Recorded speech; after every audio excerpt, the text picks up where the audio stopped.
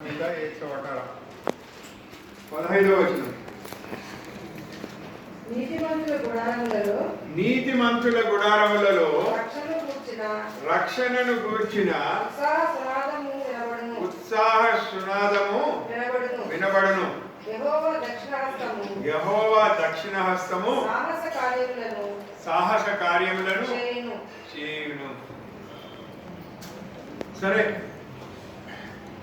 వచనం బాగానే ఉంది.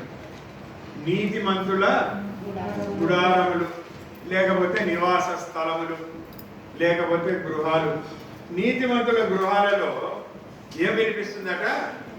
రక్షణను గూర్చిన ఉత్సాహ సునాదం. ఉత్సాహము అంటే సంతోషంతో. ఆమె సంతోష్ నగర్ పోయింది, అక్కడ సంతోషంగా ఉంది, మనల్ని మర్చిపోయింది. కానీ ఇక్కడ సంతోషం వేరే, అక్కడ సంతోషం వేరే. అర్థమైందా? సో ఇక్కడ ఏమంటున్నాడంటే, ఈ సంతోషం ఎవరి జీవితాలు ఎక్కడుంది? నీతిమంతుల గృహాలలో, నివాస స్థలములలో ఆ సంతోషం ఉంది. కాబట్టి వాళ్ళు రక్షణను, ఎందుకు ఆ సంతోషం ఉంది? రక్షణను బట్టి. ఆ సంతోషం, రక్షణను బట్టి వాళ్ళకి సంతోషం వచ్చింది కాబట్టి ఉత్సాహధ్వని చేస్తారు. మరి ఇది ఒక ప్రక్క ఇట్లా అంటూ ఉంటే, దేవుని వాక్యం ఏం చెప్తూ ఉందంటే, రోమీయులకు రాసిన పత్రిక 3వ అధ్యాయము 10వ వచనము తర్వాత 23వ వచనం. రోమీయులకు రాసిన పత్రిక 3వ అధ్యాయం 10వ వచనము తర్వాత 20వ వచనం, 23వ వచనం. నీతిమంతుడు లేడు, ఒక్కడును లేడు, గ్రహించువాడు ఎవడును లేడు, దేవుని వెతుకువాడు ఎవడు లేడు. అందరూ త్రోవ తప్పి ఏకముగా పనికి మాలిన వారైరి. మేలు చేయవాడు లేడు. చాలు, 23 10 చాలు. 23. ఏ వేదము లేదు, అందరూ పాపము చేసి దేవుడు అనుగ్రహించు మహిమను పొందలేకపోతున్నారు. ఒక ప్రక్క అంటా ఉంది దేవుని వాక్యము, నీతిమంతుల గుడారములో రక్షణను గురించిన ఉత్సాహధ్వని సంతోషగానం ఉంటుందని. ఇంకో ప్రక్క అంటా ఉంది, నీతిమంతుడు ఒకడు లేడు, అందరూ పనికి మాలిన వాళ్ళు, ప్రతివాడు వాని ఇష్ట ప్రకారం చేస్తున్నాడు, ఎవరు కూడా గ్రహించే స్థితిలో లేరు. మరి అలాంటి వారు నీతిమంతులు ఎట్లయినారు? అలాంటి వాళ్ళు నీతిమంతులు ఎలా అయినారు? రోమీయులకు రాసిన పత్రిక 5వ అధ్యాయం 1వ వచనం. కాబట్టి విశ్వాసం మూలమున మనము నీతిమంతులుగా తీర్చబడి మన ప్రభు అయిన యేసుక్రీస్తు ద్వారా దేవునితో సమాధానం కలిగి ఉందాము. చూడండి, విశ్వాసము ద్వారా నీతిమంతులుగా తీర్చబడ్డాం. నీతిమంతుడు ఒకడు లేడు, అందరూ పనికి మాలిన పనులే చేస్తున్నారు. యోబు ఒక మాట అంటాడు, 15వ అధ్యాయం చూడండి, 16వ వచనం. యోబు గ్రంథము 15వ అధ్యాయం 16వ వచనం. ఒక మాట అంటాడు, జోబ్ 15 and 16. ఏమనుంది? చదవండి.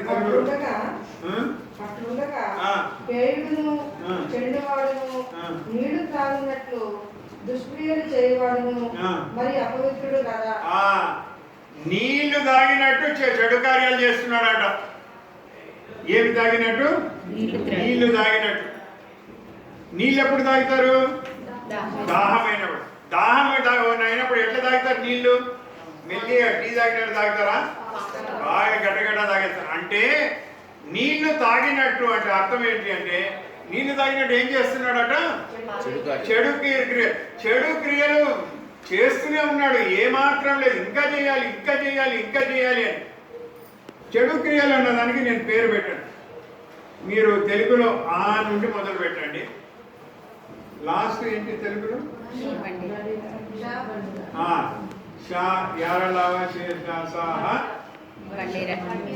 బండిరా, బండిరానో బండిపోనో నాకు తెలియదు. మొత్తానికి అక్కడ వరకు మీరు చెడు కార్యాలు అన్నీ రాయండి. ఆత మొదలు పెట్టండి. ఇంగ్లీష్లో A to Z. A to Z మీరు అన్ని కూడా చెడు కార్యాలు రాస్తే దాంట్లో రాజబడి. Please comment come please basic అయ్యి అందరూ అయ్యి బయట.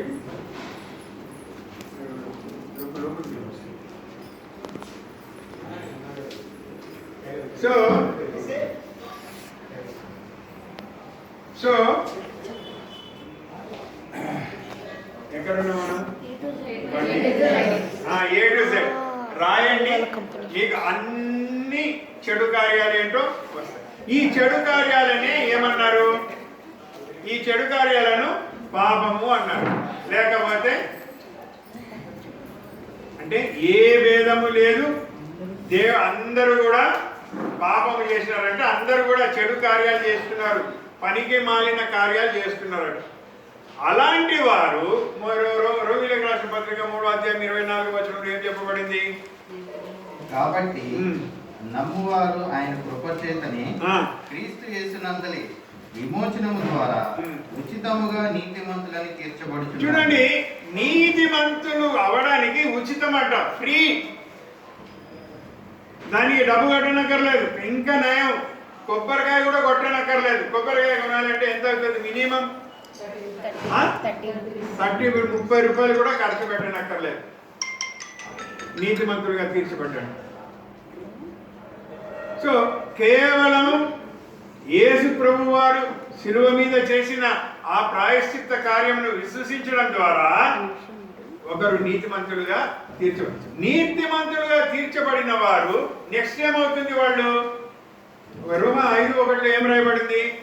కాబట్టి విశ్వాసం మూలమున మనము నీతిమంతులముగా తీర్చబడి మన ప్రభు అయిన యేసుక్రీస్తు ద్వారా దేవునితో సమాధానం కలిగింది. దేవునితో సమాధానం అంటే నీతిమంతులుగా తీర్చబడినప్పుడు యేసు ప్రభు వారి యొక్క శిలువ కార్యం మీద మనం విశ్వసించినప్పుడు, ఆయన పునరుత్థానం మీద విశ్వసించినప్పుడు, ఇది నా కోసము, నా పాపాల ప్రాయశ్చిత్తం నిమిత్తము నాకు బదులుగా ఆయన చేసినాడు అని మనం విశ్వసించినప్పుడు నీతిమంతులుగా తీర్చబడతాం. నీతిమంతులుగా తీర్చబడిన వెంటనే మనము దేవునితో సమాధానము కలిగిన వారం అవుతాం. అంటే అర్థం ఏంటంటే, మనము పాపలుగా ఉన్నప్పుడు దేవునితో మనకు సమాధానము లేదు. అందుకే ఎలుక తోలు పట్టుకొని ఏడాది ఎక్కడ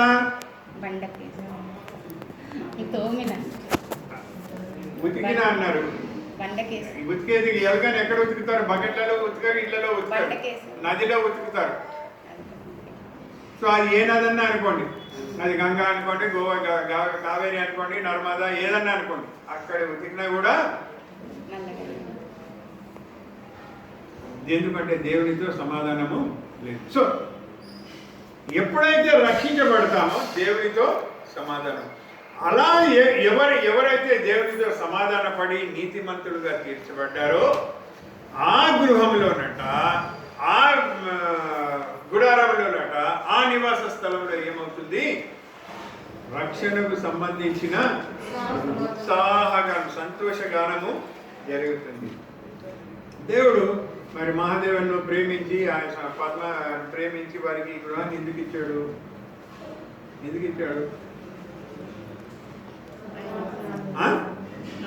ఆయన యొక్క సువార్త ఉత్సాహగానం, ఆయన యొక్క ఆయన ఏదైతే రక్షణ ఇచ్చాడో ఆ రక్షణ యొక్క సంతోషాన్ని ప్రకటించే ఉత్సాహగానం. మీరు అనొచ్చు, అంటే ఈ కూడా ఇట్లా లేకపోతే మేము ఉత్సాహగానం చేయలేమా? చేయొచ్చు. అన్నీ నేను చూసిన అంత బెడ్రూమ్లు బాగున్నాయి, ఆ పాప రూమ్ బాగుంది, ఈ రూమ్ బాగుంది, బాత్రూంలో చాలా బాగుంది. బాత్రూంలో ఉత్సాహగానం ఎంత చేస్తారో తెలియదు, కానీ లక్షలు ఖర్చు పెడతారు బాత్రూంలో. అది బ్లాక్ అయినప్పుడు ఉత్సాహగానమే ఉత్సాహగానం. సరే, ఎందుకు ఇచ్చాడు ఈ గృహం వీళ్ళకు అంటే, ఇంతవరకు చెప్పినప్పుడు రక్షణకు సంబంధించిన ఉత్సాహగణం ఈ గృహం నుండి బయటికి, ఇది బాగా జ్ఞాపకం పెట్టుకోండి. అందుకే అది జరగాలి అంటే మనం నీతిమంతులుగా మార్చబడాలి. అది ఏ గృహమైనా సరే, వీరి గృహమే కాదు, నా గృహమైనా ఎవరి గృహమైనా సరే, ఆ గృహంలో నీతిమంతులుగా తీర్చబడినప్పుడే, అంటే యేసు ప్రభు వారి ద్వారా పాప ప్రాయశ్చిత్తం అనేది జరిగింది నా కోసమని విశ్వసించినప్పుడే ఆ గృహంలో, అది గుడిసైనా లేకపోతే 3 అంతస్తుల భవనమైనా, అక్కడ నుండి ఏం బయలుదేరుతుంది? ఉత్సాహగానము బయలుదేరుతుంది. నెహెమ్యా ఒక మాట అన్నాడు చూడండి, 8వ అధ్యాయం 10వ వచనం.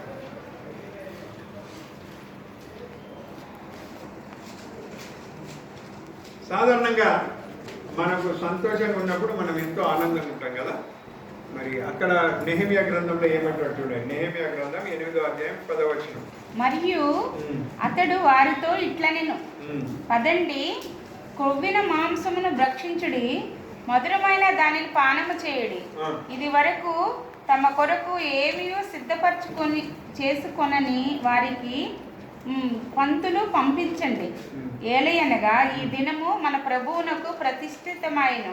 మీరు దుఃఖపడకడి, యెహోవా యందు ఆనందించుట వలన మీరు బలము పొందుదురు. ఇక్కడ గమనండి, ఇది ప్రతిష్ఠిత దినము. ఇవాళ ఈ గృహం ఏమవుతోంది? ప్రతిష్ఠించబడతా ఉంది. ఏదో గృహప్రవేశం అంటారు, లేకపోతే హౌస్ వార్మింగ్ అని అంటారు, కాదు. ఈ గృహము ప్రతిష్ఠించబడుతోంది. దేనికోసము? ఇది రక్షించబడిన కుటుంబము, క్రీస్తు రక్షణ ఉంది కాబట్టి ఇక్కడ నుండి రక్షణకు సంబంధించిన ఉత్సాహ ధ్వని వినిపిస్తుంది చుట్టుపక్కల వాళ్ళకి. దానికోసం ప్రతిష్ఠించబడ్డది. తర్వాత ఏమంటాడు? ప్రతిష్ఠిత దినము యెహోవా యొక్క బలము. చదవమ్మా. యెహోవా యందు ఆనందించుట వలన మీకు బలమొందుదురు. యెహోవా వలన ఆనందించుట వలన మీరు బలమొందుదురు. గమనించండి, యెహోవా యందు ఆనందించడం. ఇంగ్లీష్లో ఏమని ఉంది? The Joy of the lord is your strength అని. అంటే యెహోవా యొక్క సంతోషమే మీ బలము అని ఇంకొక అర్థం వస్తుంది. అంటే దీని భావం ఏమిటి అంటే, చుట్టుపక్కల కూడా అంత దుష్టత్వం ఉంది, చుట్టుపక్కల అంతా కూడా చీకటి ఉంది, చుట్టుపక్కల అంతా కూడా కీడు ఉంది. ఆ సమయాలలో కూడా ఇక్కడ ఏముంది? రక్షణ ఉంది కాబట్టి, క్రీస్తు యొక్క రక్త ప్రోక్షణ కింద ఉంది కాబట్టి, దేవుని యొక్క బలము అది మనకు ఆనందము కలుగా చేస్తుంది. ఇంకో విధంగా చెప్పాలంటే, మత్తయి సువార్తలో ఒక మాట ఉంది. యేసు ప్రభువు అంటారు, దుఃఖపడువారు ధన్యులు, వారు ఓదార్చబడు. మత్తయి సువార్త 5:4 చూడండి. దుఃఖపడువారు ధన్యులు, వారు ఓదార్చబడుదురు. అంటే చుట్టూ కూడా ఏమంటారు? కీడు పంచి ఉంది, దుష్టత్వం పంచి ఉంది, చీకటి ఉంది. అయినప్పటికీ కూడా, పరిస్థితులు అనుకూలించకపోయినప్పటికీ కూడా, దుఃఖము, వేదన అనేవి మమ్మల్ని ఏమంటారు ద్వారాలను తట్టుతున్నా కూడా, ఆయన యొక్క ఆనందమును బట్టి, యెహోవా యొక్క ఆనందమును బట్టి, మాకు దొరికిన పాప క్షమాపణను బట్టి, మాకు ఉన్న నిరీక్షణను బట్టి మేము ఆనందిస్తాము. ఆ ఆనందం యొక్క స్వరము లేకపోతే ఉత్సాహము ఈ ఇంటి నుండి, నీతిమంతుల గుడారములలో నుండి వినిపిస్తుంది. ఇంకో విధంగా చెప్పాలి అంటే, పరిస్థితులు ఎట్లా ఉన్నా సరే, మొట్టమొదట దేవుడు ఏ విధంగా ఆలోచిస్తాడో మేము ఆ విధంగా ఆలోచిస్తామని చెప్పడం. ఇంకోటి ఏంటంటే, మా చుట్టూ ఉన్న పరిస్థితులు మాకు అనుకూలంగా ఉన్నప్పటికీ కూడా దేవుడు ఆ పరిస్థితులను చక్కజేస్తాడు. ప్రతి సమస్యకు ఒక పరిష్కారం దేవుడు చూపిస్తాడు అని విశ్వసించడం. అలా ఎవరైతే ఎవరు విశ్వసించగలరు అంటే నీతిమంతులు మాత్రమే విశ్వసించగలరు. అలా నీతిమంతులు విశ్వసించిన వారి గుడారాలలో నుండి ఏమవుతుందట? ఏమవుతుంది? రక్షణ యొక్క ఉత్సాహ సునాదం అనేది వినిపిస్తుంది. సాధారణంగా ఇలాంటి వాతావరణం మనకు అనుకూలించకున్నప్పటికీ, అంటే అర్థం వాతావరణం అంటే మన చుట్టూ పరిస్థితులు బాగా లేకున్నప్పుడు మనం ఏం చేస్తామంటే ఎవరికి చెప్పుకుంటాము? ఎవరికి చెప్పుకుంటాం? క్లోజ్గా ఉన్న వాళ్ళతో పంచుకుంటాం.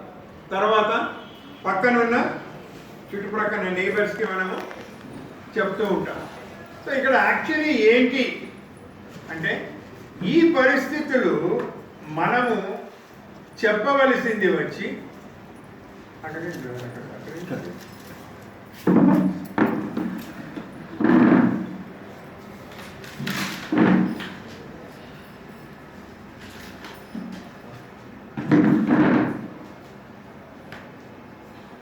సాధారణంగా మనం ఏం చేస్తామంటే మన సన్నిహితంగా ఉన్న వాళ్ళకి చెప్పుకుంటాం, కానీ చెప్పవలసింది ఎవరికి? మొట్టమొదట ఎవరికి చెప్పాలి? దేవునికి. అది మనం మర్చిపోతాం. దేవునికి చెప్పకుండా మనం ఇతరులకు చెప్తాం. అందుకే ఆ సమస్య సమస్యగానే మిగిలిపోతుంది, ఆ కష్టం కష్టంగానే మిగిలిపోతుంది. కానీ ఎప్పుడైతే మనము దేవునిగా చెప్పుకుంటామో ఆయన ఏ విధంగా చూస్తాడో మనము సమస్యను ఆ విధంగా చూస్తాం. ఆయన పరిష్కారం ఏంటో మనకు తెలుస్తుంది, దానికి అనుగుణంగా ప్రవర్తిస్తాం. అప్పుడు ఏమవుతుందంటే ఈ యొక్క అసమాధానం అనేది, ఈ యొక్క ఏమంటారు దుఃఖం అనేది తొలగిపోతుంది. అందుకే ఆయన అన్నాడు, దుఃఖపడు వారు ధన్యుడు, వాళ్ళు ఓదార్చబడుతారు. ఆ ఓదార్పు రావాలి అంటే ఆయన మీద ఆధారపడడం నేర్చుకోవాలి, ఆయన స్వరాన్ని వినడం నేర్చుకోవాలి, వాక్యం ద్వారా ఆయన స్వరాన్ని వినడము నేర్చుకోవాలి. పరిస్థితులు అనుకునేది కొన్నిసార్లు వాడు చెప్పిన మాట వినకపోవచ్చు, ఆమె రూమ్లోకి వెళ్ళి బోట్ వేసుకొని బయటికి రాకపోవచ్చు, లేకపోతే అయ్యగారు మీదికి ఎక్కేసి నేను ఇక్కడే ఉంటాను, నేను రాను, మీరందరూ ఇంట్లో ఉండండి అంటూ ఉండొచ్చు. లేకపోతే అమ్మగారు నేను ఆఫీస్లోనే ఉంటాను, నేను నా ఇంటికే రాను అనొచ్చు. చెప్పలేము, ఇవాళంతా బాగుంది, రేపేమవుతుందో ఎవరికి తెలియదు, మంచి మంచి ఇవే అని. కానీ అలాంటి పరిస్థితుల్లో దుఃఖపడువారు, అది ఒక ధన్యత. ఎందుకంటే వాళ్ళు దేవుని మీద ఆధారపడడం ద్వారా, దేవుని చూడడం ద్వారా. ఇప్పుడు నాకు ఒకటి చెప్పండి, చీకట్లో ఏ జంతువు బాగా చూస్తుంది?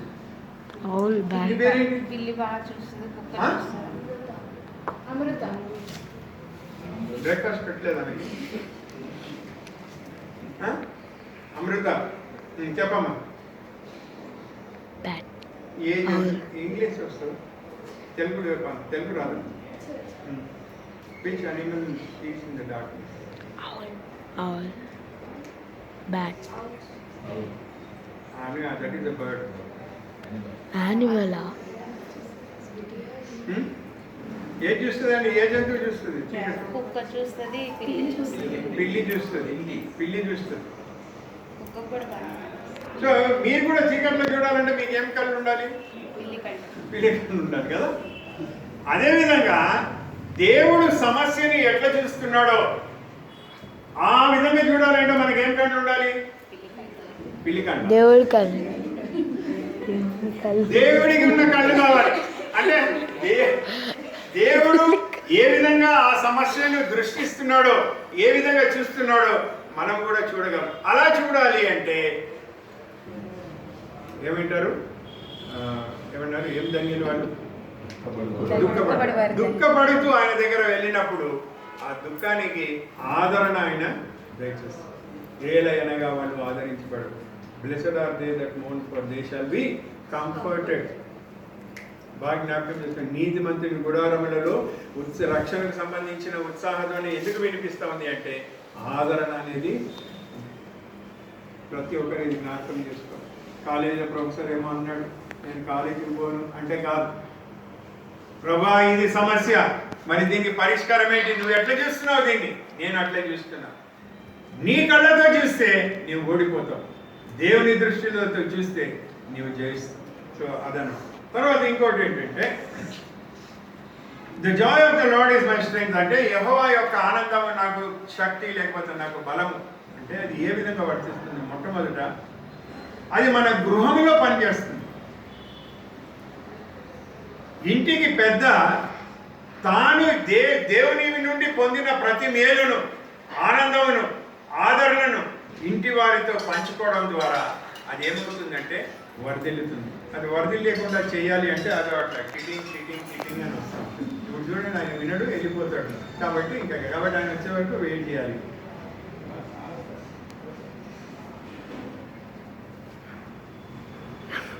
మొబైల్స్ అన్ని ఆఫ్ చేసి ఇది పెట్టుకోండి, సైలెంట్లో పెట్టుకోండి.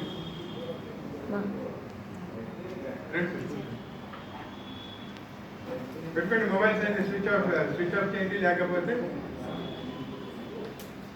సైలెంట్లో పెట్టుకోండి.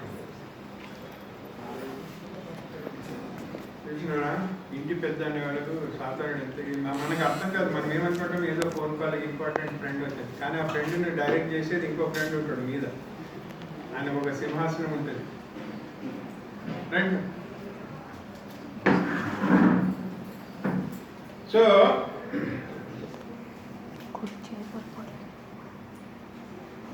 దేవుని యొక్క ఆనందము గృహానికి శక్తి ఉండాలి అంటే ఇంటికి పెద్ద సాక్షిగా ఉండాలి.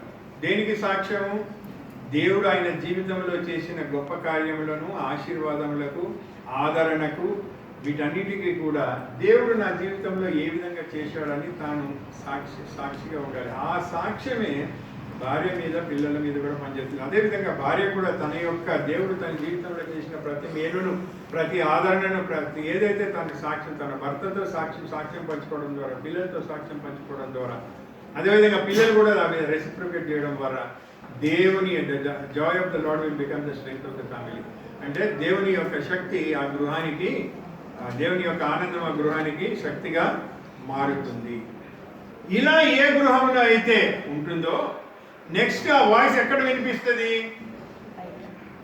సాధారణంగా ఏమవుతుందంటే పొద్దున పూట మన పక్కింటి వాళ్ళ కిచెన్లలో నుండి శబ్దాలు వినిపిస్తాం. ఏం శబ్దాలు? Mixie, cooker. కానీ నాకు వినిపించేది ఆవిడ శబ్దం వినిపిస్తుంది, లేకపోతే ఆయన శబ్దం వినిపిస్తుంది. ఇది ప్రతి గృహంలో జరిగేది. గట్టిగా అరుచుకుంటారు. కానీ ఈ యొక్క రక్షణ వినిపించవలసింది ఏంటి? రాత్రి చెప్పినాను పచ్చిమిరపకాయలు తెమ్మని, ఇంతవరకు తెలియదు, నేను వండాలా, నీకు టైం అయిపోతుంది, ఎక్కడి నుండి తేవాలా, నువ్వు నన్ను పోనీయవు, నువ్వు టైంకి చేయవు, నాకు ఆఫీస్కి లేట్ అవుతుంది. ఆయన అమ్మ బ్రేక్ఫాస్ట్ ఏమైంది, నాకు స్కూల్కి టైం అయిపోతుంది, నాకు కాలేజ్ టైం అయిపోతుంది, స్కూల్ బస్ వస్తుంది. ఇవన్నీ ప్రతి గృహంలో ఉండేవి. కానీ వినిపించవలసింది ఆ స్వరాలు కాదు. ఏమి స్వరాలు? రక్షణ గూర్చిన ఉత్సాహధ్వని అనేది వినిపించాలి. ఇలా ఎప్పుడైతే ఒక గృహము వినిపిస్తుందో అది చీకటిలో వెలుగునిచ్చే ఒక ఏమంటారు, దీపస్తంభం మీద పెట్టిన దీపముగా మారుతుంది. లూకాసు వార్త దయచేసి చూడండి. లూకాసు వార్త 8:16. ఇది బాగా జ్ఞాపకం పెట్టుకోవాలా. మన జీవితం, మనం ఇక్కడికి వచ్చింది సంతోషమే, దేవుడు ఆశీర్వదించినాడు. మనం ఇల్లు కట్టుకోవడం, మనం ఈ లోకంలోకి వచ్చింది ఇల్లు కట్టుకొని ఏమి తిందామా, ఏమి త్రాగుదామా, ఏమి ధరించుకుందామా, దాని ప్రాముఖ్యం కాదండి. That is only A part of life, that is not life. మన గోల్ ఏంటి? మొదట ఆయన నీతిని, ఆయన రాజ్యాన్ని ఎదగాలి. అప్పుడు ఇవన్నీ కూడా అనుగ్రహించబడతాయి. ప్రాబ్లం ఏంటంటే మనం ఏమనుకుంటామంటే ఇవన్నీ మనకు సమకూర్చిన తర్వాత అప్పుడు మేము దేవుని రాజ్యాన్ని ఎదుగుతాం. అప్పటికి నీకు వయసు అయిపోయింది, అమ్మ అబ్బా అనుకొని హాస్పిటల్ తిరిగే టైంలోనే టైం అయిపోతుంది. ఇంకా దేవుని గురించి టైం ఉండదు. ఏ మాత్రాలు ఎప్పుడు వేసుకోవాలో అది కూడా మర్చిపోతాం. ఇక దేవుని సంగతి, దేవుని రాజ్యం గురించి ఏం మాట్లాడుతుంది? చదవండి.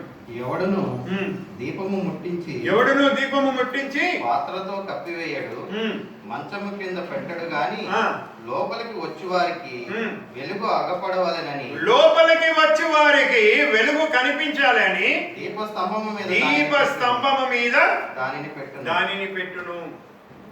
ఈ దీపస్తంభము మీద అది ఉన్నప్పుడు అది మొత్తం కూడా అయిపోయింది. అదే నేను అన్నాను, ఇంటికి పెద్ద, లేకపోతే ఇంట్లో పెద్ద వ్యక్తులు ఇంటికి దీపాల వలె ఉంటారు. వాళ్ళ పిల్లలకి మార్గదర్శకం చూపిస్తారు. పిల్లలు రేపు వాళ్ళు గృహస్థులైనప్పుడు వాళ్ళు కూడా అదే విధంగా తయారవుతారు. బాగా గమనించండి, ఏ ఇంట్లో స్త్రీ తన భర్తను రాచి రంపన పెడుతుందో రేపు నీ కూతురు ఆ ఇంటికి పోయినప్పుడు అట్లనే తయారవుతుంది. తల్లి దగ్గర నుండి నేర్చుకొని ఉంటుంది. తల్లిదండ్రులు పిల్లలకు మార్గదర్శకులు. ఏ తండ్రి అయితే మరి ఇంట్లో తనకు సంఘానికి కానీ లేకపోతే ఏమంటారు సమాజానికి కానీ నచ్చని జీవితం జీవిస్తున్నాడు అనుకోండి, రేపు నీ కొడుకు అట్లనే తయారవుతాడు. ఈ విషయం మనం చాలా జాగ్రత్తగా ఉండాలి. ఈ విషయంలో ఒక తప్పుగా అనుకోకండి. నేను ఒక ఉదాహరణ చెప్తాను, ఒక కథ చెప్తాను. ఒక భార్యాభర్తలు ఉండేవాళ్ళు, ఒకడు కొడుకు ఉండేవాడు. భర్త రోజు తాగేసి వచ్చేవాడు, భార్యను బాగా కొట్టేవాడు. పిల్లవాడు ఏ నాన్న ఎందుకు అమ్మని కొడుతున్నావు అనే విధంగా వాళ్ళ అమ్మని వెనకేసుకొని వచ్చాడు. కాలక్రమేపాన ముసలోడైపోయినాడు ఆయన. పాపం ఆరోగ్యం బాగలేదు, తాగుడు మానేసాడు, అంతా బాగా మంచి వ్యక్తి అయిపోయాడు. ఒక దినం కొడుకుకు పెళ్లి చేశాడు. ఒక దినం కూర్చొని ఉన్నాడు. కోడలు లోపల నుండి వచ్చింది, మామా మామా అంటే ఏమా కోడలా ఏమైంది అంటే, మా ఆయన ఇంకా రాలేదు మామ. అవునా, ఎక్కడ పోయినాడు? ఆ కల్కంపూడి దగ్గర కూర్చున్నాడు మామ. ఎవరు కారణం? ఎవరు కూడా ఇది కాదు. సో మనం తల్లి తండ్రి ఒకటి ఏమంటారు, గృహానికి వెలుగు. అందుకే అన్నాడు, వెలిగించి దానిని కుంచె కింద పెట్టవు, వెలుగునిస్తావు. చూడాలి, తెలుసుకోవాలి ఎక్కడ ఏముందో. అలా చేయడం ద్వారా ఇంటి వారికే కాకుండా చుట్టుప్రక్కల ఉన్న వారికి కూడా ఏమవుతుందంట, వెలుగునిస్తుంది. నిర్గమకాండం ప్రత్యక్ష గుడారం గురించి చెప్తాడు. నిర్గమకాండం 25వ అధ్యాయం 31వ వచనం. దేనితో ఉండాలి ఆ యొక్క దీపస్తంభం అనేది?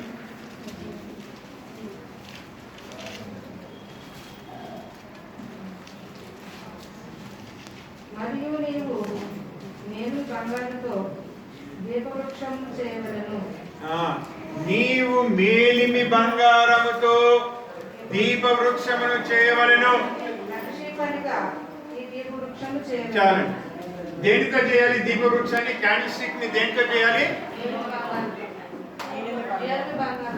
బంగారముతో చేయాలి. బంగారము దైవత్వానికి సాదృశ్యం. అంటే ఈ వెలుగు ఏదైతే వెలిగిస్తున్నావో అది దైవత్వానికి సంబంధించిన వెలుగై ఉండాలి. అందుకే ఇశ్రాయేలీయులు, యూదుల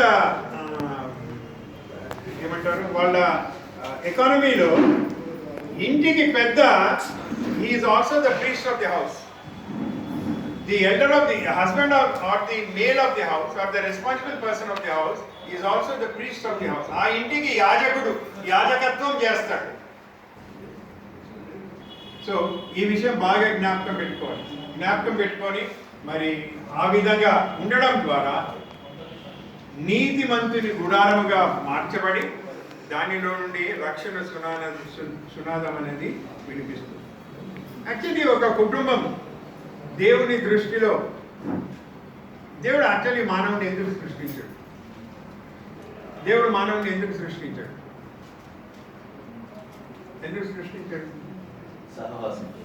సహవాసం కోసం. తర్వాత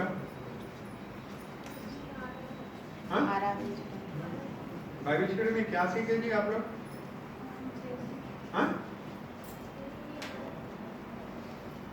ఆదికాండం 1వ అధ్యాయం 26 నుండి చదవండి. దేవుడికి మనిషిని ఎందుకు చేసినాడో తెలుస్తుంది. భూమిని చూసుకోవడానికి.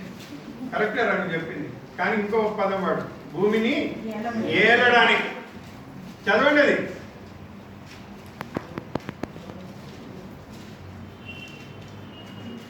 దేవుడు తన స్వరూపమందు మన పోలిక చొప్పున నరులను చేయలేము.